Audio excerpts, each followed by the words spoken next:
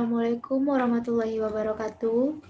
Selamat pagi anak-anak, kembali lagi di kelas kita pada mata pelajaran fisika tentunya ya. Oke, udah siap belajar semua? Iya, masih semangat ya belajar? Ya, harus masih. Karena belajar itu penting. Selagi kita masih umur remaja, masih di umur yang pikirannya itu masih terbuka. Jadi belajar itu sangat penting buat kalian semua. Oke, sebelum mulai belajar, ada baiknya kita berdoa menurut agama dan kepercayaan masing-masing agar pelajaran dan ilmu yang kita terima pada hari ini dapat menjadi berkah dan bermanfaat bagi orang banyak nantinya. Berdoa menurut agama dan kepercayaan masing-masing dimulai.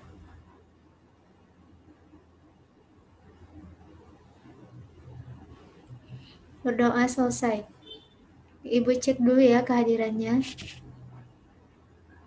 Salsa, Adi, Biga, Adi, Bia, Dena, Ura, Sharon, Dila, Fahina.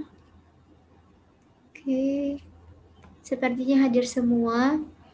Tidak ada yang sepertinya hadir semua, berarti sudah siap ya untuk belajar. Oke, keluarkan semua alat tulis dan semua yang berhubungan dengan pembelajaran kita pada hari ini. Oke, masih ada yang ingat tentang pelajaran kita pada minggu lalu? Ya, tentang apa coba? Ya, silakan.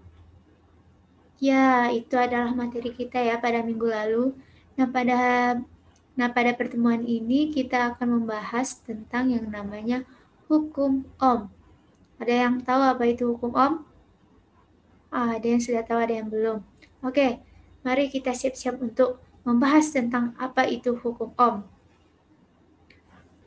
Ada yang pernah lihat baterai?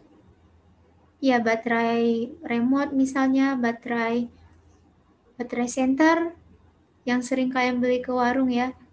Ya, ya mungkin sering disuruh ibunya beli ke warung ya. Ya, nah kalian kalau beli baterai itu satuannya apa? Misalnya kalian ke ibu warung, Bu, saya mau beli baterai yang sekian. Ya, benar, volt. Nah, jadi kita membeli baterai itu dalam satuan volt. Nah, baterai ini digunakan untuk menghidupkan barang elektronik dan digunakan sebagai sumber tegangan. Makanya baterai ini disebut juga dengan sumber tegangan. Selain itu, kita juga belajar yang mengalir dari kutub positif ke kutub negatif. Itu disebut apa? Ya, disebut dengan arus listrik. Nah, dalam menggunakan barang elektronik, tentunya kita akan memperhatikan yang namanya tegangan, arus, dan juga hambatan. Nah, inilah mengapa kita harus mempelajari yang namanya hukum Ohm. Nah, tujuan pembelajaran kita yang pertama itu, melalui kegiatan ini siswa diharapkan dapat memahami hukum Ohm. Kemudian, yang kedua, siswa dapat memahami contoh hukum Ohm dalam kehidupan sehari-hari. Dan yang ketiga, siswa bisa menggunakan simulasi PET untuk memahami hukum Ohm. Sekarang Ibu ingin bertanya, dengarkan baik-baik ya. Nah, jika Ibu mempunyai 2 senter, misalkan Ibu mempunyai 2 senter. Oke, Ibu punya 2 senter. Misalkan ini adalah senter yang pertama dan ini adalah senter yang kedua. Senter yang pertama dinyalakan dengan satu baterai yang tegangannya 3 volt.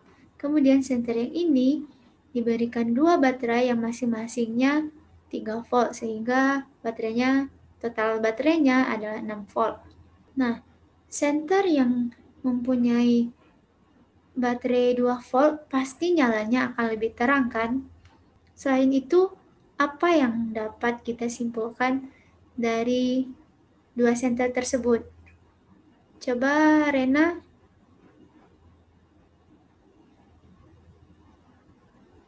Ya, yang ini artinya, yang senter kedua artinya tegangannya lebih besar ya. Mana yang akan nyala lebih lama? Ya, senter yang kedua dengan baterai 6 volt.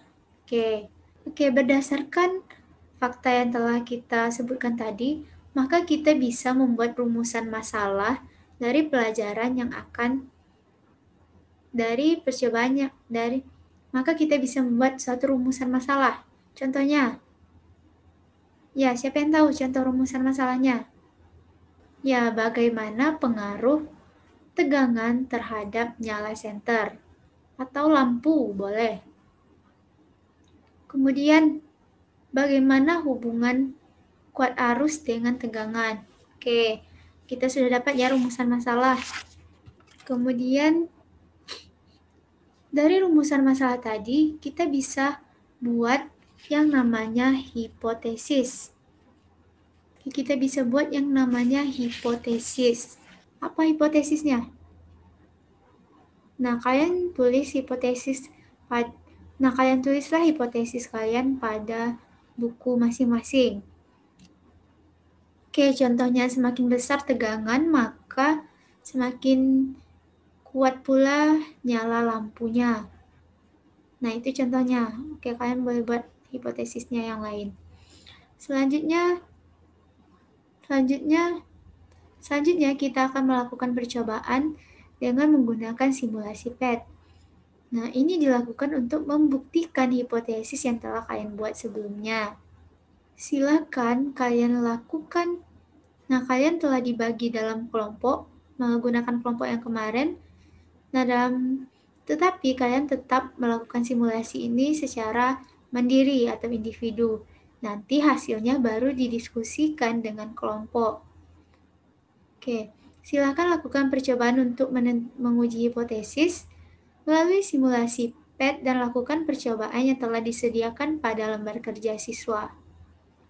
Jika ada yang ingin ditanyakan, nanti boleh langsung bertanya atau melalui grup dengan cara mengirimkan pesan.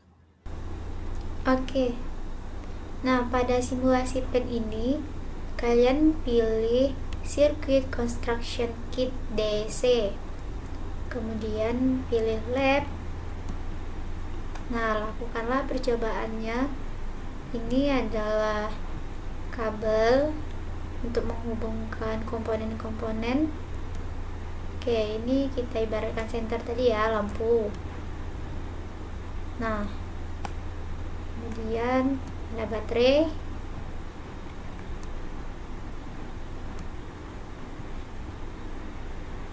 Kemudian ada resistor. Nah, bisa kalian atur berapa nilai yang diinginkan. Kemudian nanti untuk mengukur arusnya kalian gunakan current ya.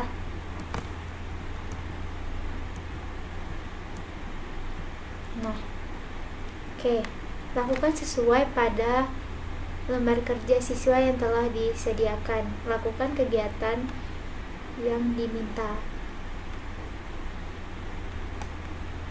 Oke, sudah selesai semua ya. Ya, sekarang silakan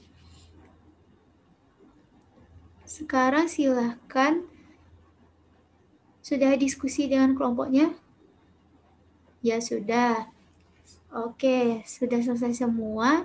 Sekarang silakan Ibu pilih kelompok 4 untuk mempresentasikan hasil diskusinya dan bagaimana dengan hipotesisnya, apakah sesuai atau tidak. Baik Bu, saya akan menyimpulkan pembelajaran kita pada hari ini.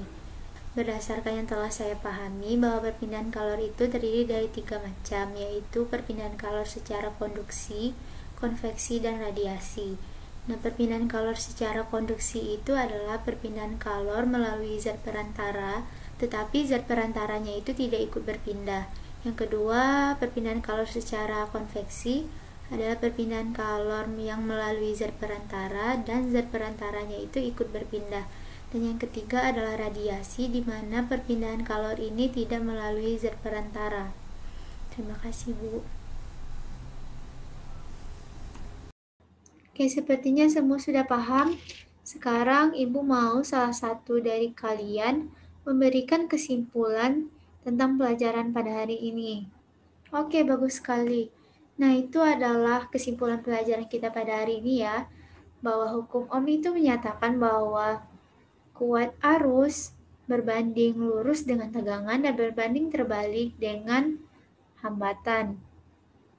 Nah, hipotesis yang kita ajukan tadi juga setelah diuji, hasilnya juga benar, bahwa dapat disimpulkan bahwa kalian telah memahami pelajaran yang kita laksanakan pada hari ini.